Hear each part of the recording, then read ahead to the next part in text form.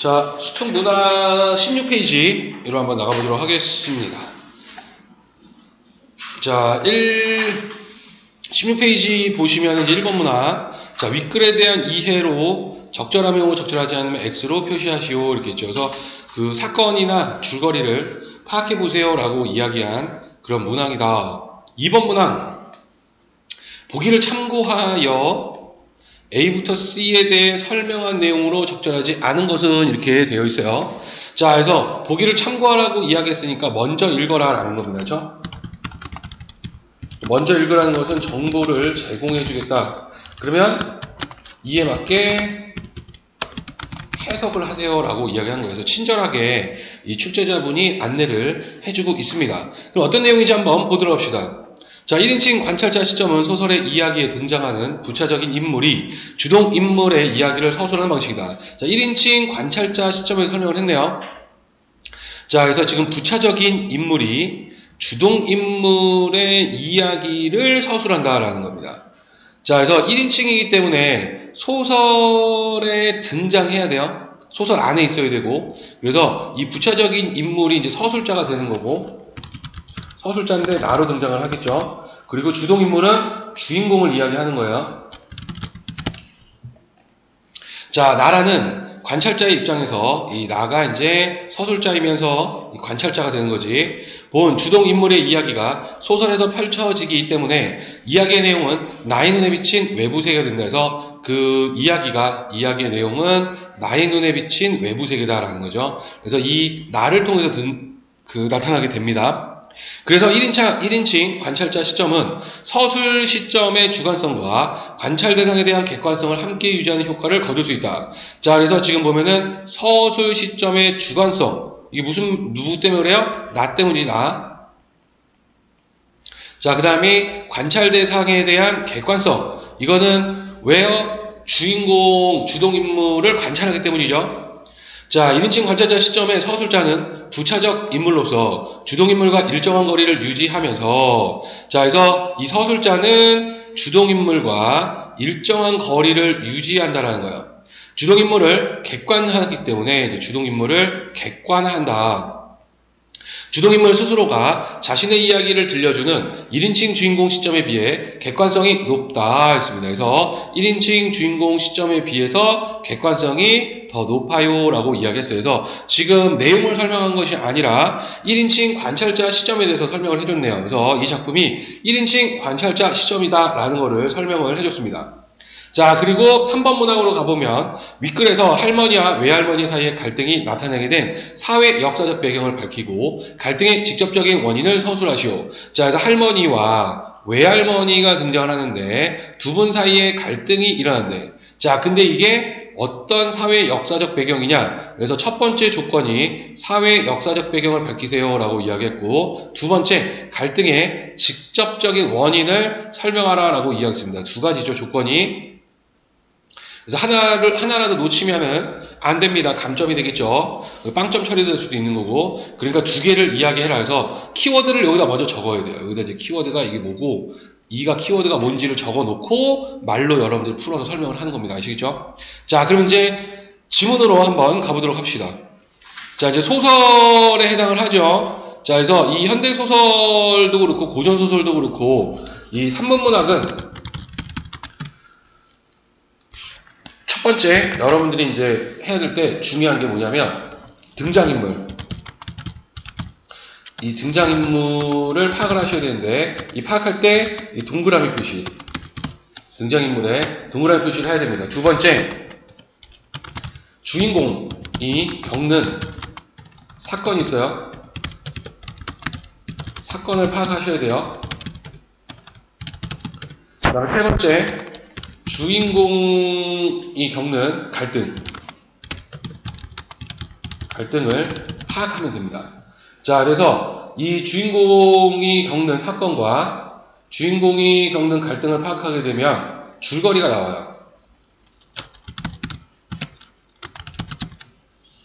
자, 그래서 이런 것들을 이제 여러분들이 표시를 하면서 우리가 가면 된다라는 겁니다. 어렵게 생각할 필요는 없습니다. 소설은 정말 쉬워요. 자, 그럼 한번 봅시다. 인물이 누가 등장을 하는지. 할머니와 외할머니가 등장을 할 겁니다. 그렇죠? 자, 다음 글을 읽고 물음에 답하시오. 불쌍한 것. 점점점. 혼잣말을 남겨서 외할머니는, 이제 외할머니가 등장했죠. 내 곁을 떠났다. 구겨진 무명 치맛자락을 소리 없이 끌면서 마루로 나서는 외할머니의 뒷모습을 나는 실눈을 뜨고 바라봤다. 그래서 지금 나가 외할머니를 관찰하고 있습니다. 자, 그래서 이 외할머니가 바로 이제 지금 여기에 주동인물이 되는 거죠. 나가 이제 서술자가 되는 거지. 관찰을 하고 있어요.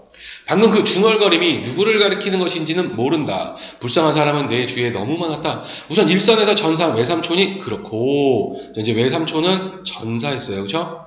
사실은 나 역시도 몹시 불쌍한 처지에 있었다.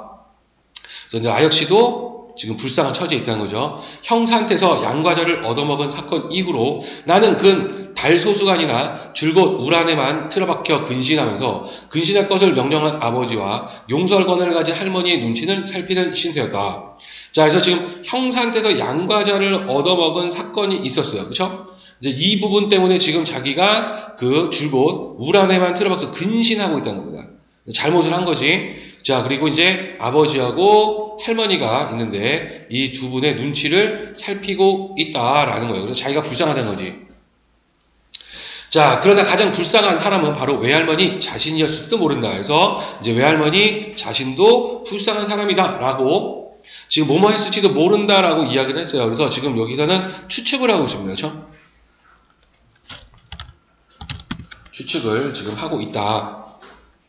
자, 마루 끝에 앉아서 구름에 덮인 건지산 근방을 바라보는 외할머니의 모습은 몹시도 허전해 보였다. 자, 지금 계속 이제 외할머니에 대해서 이야기하면서 허전해 보인다라고 지금 이야기하죠. 전사 통지서를 받던 날, 저녁에 본 강하고 두렵던 모습은 도무지 찾아볼 수 없었다. 이젠 시들대로 시들어버린 먼 산바람 위로 오두만이 앉아있는 초라한 할멈 하나가 있을 뿐이었다. 자, 전사 통지서라는 것이 바로 시대적 배경을 알려주는 소재네요. 그렇죠? 바로 6.25 전쟁이구나. 그렇죠?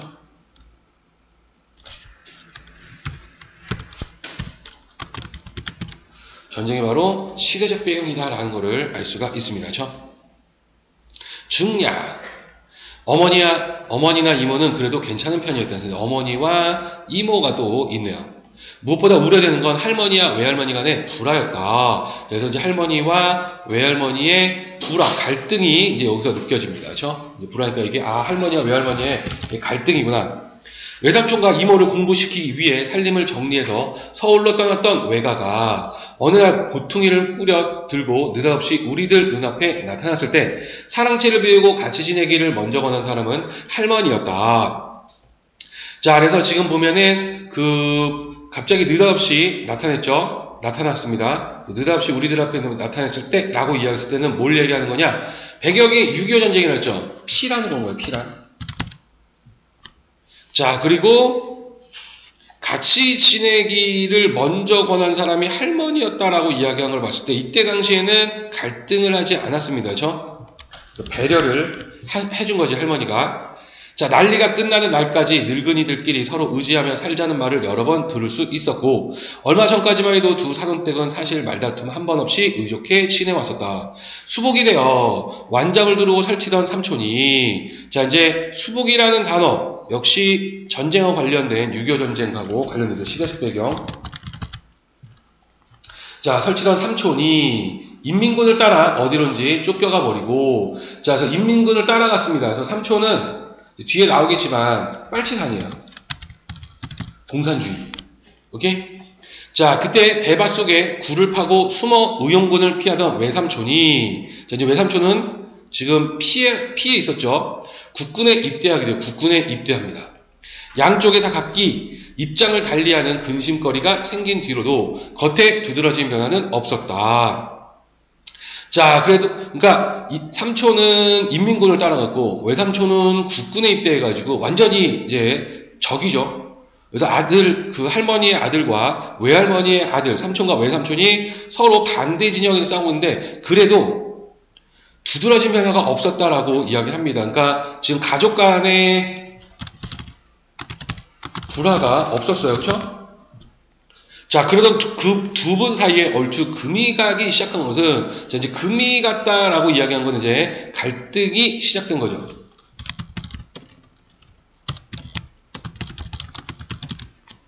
저 사건, 내가 남모르는 사람의 꼬임에 빠져 과자를 얻어먹은 일로 할머니의 분노를 사면서였다. 자, 아까 그 형사에게 양과자 얻어먹은 사건 앞에서 나왔죠. 그걸 얘기합니다. 할머니 말을 옮기자면 나는 짐승만도 못한 과자 한 조각에 삼촌을 팔아먹은 천하의 무지막지한 사람 백정이었다. 그래서 결국에는 이 할머니가 지금 이 삼촌을 팔아먹었다고 생각하는 거지. 그러니까 과자 얻어먹고 그 빨치산인 이 삼촌의 정보를 넘겨준 거예요. 삼촌 왔다 갔는데요. 이렇게. 그래서 이제 할머니가 화가 난 거지. 자, 외할머니가 유일한 내 편이 되어 궁지에 몰린 외손자를 감싸고 역성드는 바람에 할머니는 그때 단단히 비위가 상했던 것이다. 자, 이제 이게 이제 첫 번째 갈등이에요. 첫 번째 계기가 됩니다. 갈등의 첫 번째 계기. 다음으로 두 분을 아주 갈라서게 만든 결정적인 계기는 이제 결정적인 계기에 대해서 이야기하겠다는 거죠. 전사 통치서를 받은 그 이튿날에 왔다. 먼저 복장을 찌른 쪽은 외할머니였다. 그날 오후도 장대 같은 벼락불이 건지산 날방으로 푹푹 꽂히는 험한 날씨였는데 마루 끝에서도 그 광경을 지켜보던 외할머니가 벼랑간 무서운 저주의 말을 퍼붓기 시작한 것이다. 자, 그래서 지금 보면은 이 벼락불이 그 푹푹 꽂혔다라고 이야기했어요. 이거는 뭐냐면 폭격을 이야기하는 거죠. 이 빨치산을 토벌하기 위해서. 자, 그래서 이제 외할머니가 무슨 저주의 말을 펴겠다. 더 쏟아져라. 어서 한 번 더 쏟아져서 바우스의 숨은 뿔갱이 맞아 다 실어 담그라. 지금 사투리를 사용하고 있습니다. 그렇죠? 사투리를 사용하고 있는데 이 사투리 사용의 효과가 무엇이냐면 여기서는 바로 현장감, 사실감 이런 것들을 느끼게 하죠. 나무 틈새기에 엎딘 뿔갱이는 이제 빨갱이를 이야기하는 거죠. 사투리로 숫대기같이 싹싹 끄슬러라. 한 번 더 옳지 하늘님 고맙습니다. 자, 소리를 듣고 식구들이 마루로 몰려들었으나 자, 그러니까 이거는 지금 외할머니가 이야기한 건 왜냐면 외삼촌이 전사했기 때문이죠. 즉 아들이 죽었기 때문에 이 빨치산 때문에 죽었다고 생각을 하기 때문에 저주를 퍼부은 거야. 자, 그러면 이제 누가 문제가 돼요? 할머니. 그치? 자, 모르다 외할머니를 말리는 사람이 없었다. 벼락 맞아 죽어 넘어지는 하나하나의 모습이 눈에 선이 보인다는 듯이 외할머니 더욱 기가 나서 빨치산이 득실거리던 건지산에 대고 자꾸 저주를 쏟았다. 저 늙은 예팬네가 뒤지러 환장을 폈대야. 자, 이제 할머니가 이야기를 했어요. 그렇죠? 그러자 안방문이 우당탕 열리면서 아기를 그득 담은 할머니의 얼굴이 불쑥 나타났다. 외할머니를 능히 필적할 만한 인물이 그제까지 집안 안쪽에 도사리고 있었음을 나는 뒤늦게 깨닫고 긴장했다. 여그가 씨방 누집인 줄 종 알고 저 지랄이야 지랄이. 옆에서 흔들어 깨우는 바람에 갑자기 잠꼬대를 그친 사람처럼 외할머니는 멍멍한 눈길로 주위를 잠깐 둘러보았다. 보자 허니께 참말로 눈꽃이어서 볼 수가 없네. 은혜를 왼수로 갚는다더니 그 말이 거기를 두고 하는 말이구만. 올띠 갈데 없는 신세 하도 불쌍해서 들어앉힌 농계로 인자는 아도 어른도 몰라보고 갖은 안양깨를 다 부리냐 그랴. 미쳐도 곱게 미쳐야지 그렇게 숭악스런 맘을 먹으면은 뎁대로 거그한 뒤 날벼락이 내리는 법이여. 자, 그래서 지금 보면은 이 할머니가 지금 화가 나가지고 뭐라고 하죠? 왜냐면 그 빨치산이 삼촌 때문이에요. 그죠? 아들을 지금 죽으라고 막 저주를 내린 거야. 당장 매였고 뜻한 기세로 상대방의 서슬을 다잡고 나중에 할머니는 사무 훈계조가 되었다. 이제 할머니가 계속 이야기하죠. 아니 거기가 그런다고 죽은 자석이 살아나고 산 사람이 그렇게 쉽게 죽을 성 부른가? 어린 반푼 없는 소리 빗감도 말어. 인명은 제천이랬다고 다 제 타고난 명대로 살아가는 게요. 그리고 자석이 부모보다 먼저 가는 것은 부모죄요. 부모들이 전생에 죄가 많았기 때문에 자석놈을 앞세워 놓고는 뒤에 남아서 그 고통을 다 감당하게 만든 거예요. 자, 부모들이 전생에 죄가 많았다라고 해서 외할머니를 비난하고 있습니다.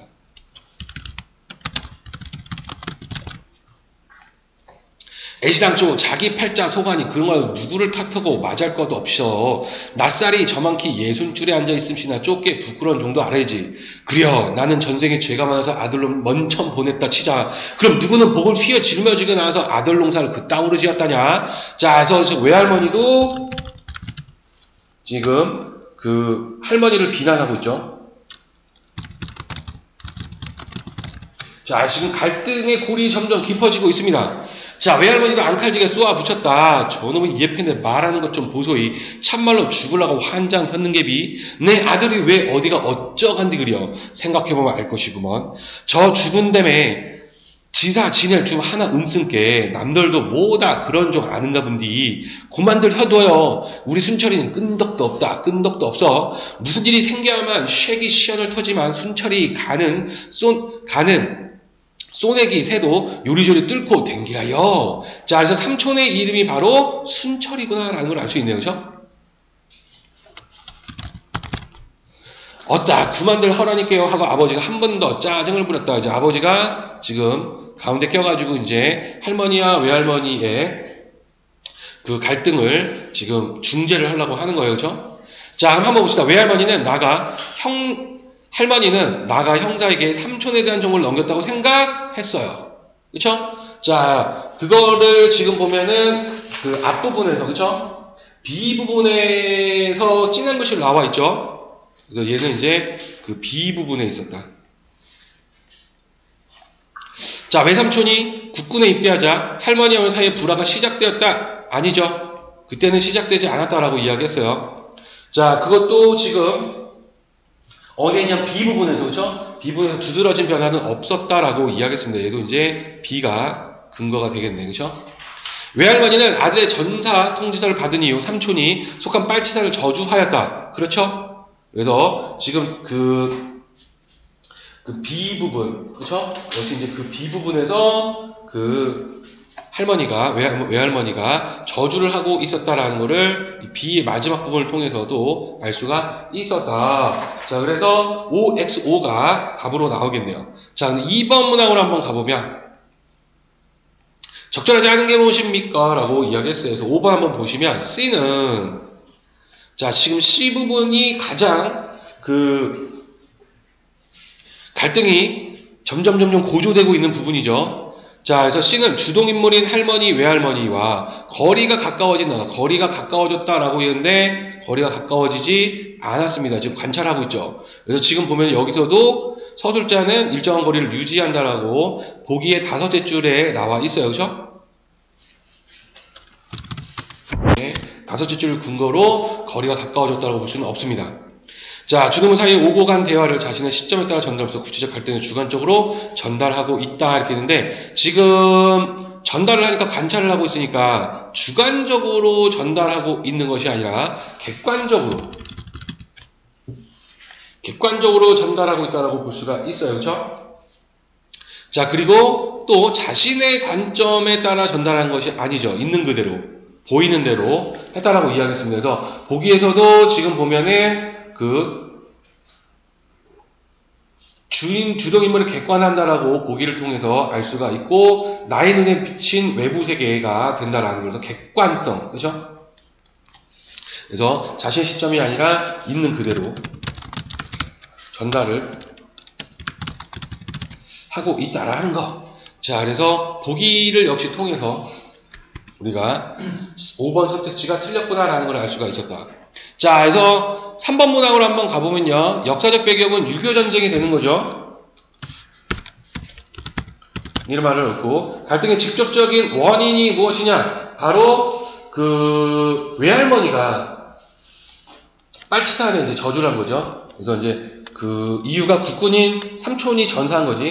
국군인 삼촌이 전사하자 외할머니가 빨치산을 여기에 저주를 퍼부었기 때문에, 그렇죠? 그래서 이 두 가지를 말로 이어서 우리가 쓰면 되겠죠. 그래서 할머니와 외할머니 사이의 갈등이 나타난 사회의 역사적 배경은 6.25 전쟁이며 갈등의 직접적인 원인은 국군인 삼촌이 전사하자 외할머니 빨치산을 저주해서 할머니와 갈등이 심화된다 이렇게 이야기할 수가 있겠습니다. 그렇죠? 자, 그래서 여기까지 우리가 유능길의 장마라는 작품을 한번 봤어요. 그래서 유능길의 장마는 제목 자체가 장마라는 걸 봤을 때 배경이 굉장히 중요한 역할을 합니다. 그래서 이 장마가 시작되면서 갈등이 시작돼요. 그리고 장마가 끝나면서 갈등이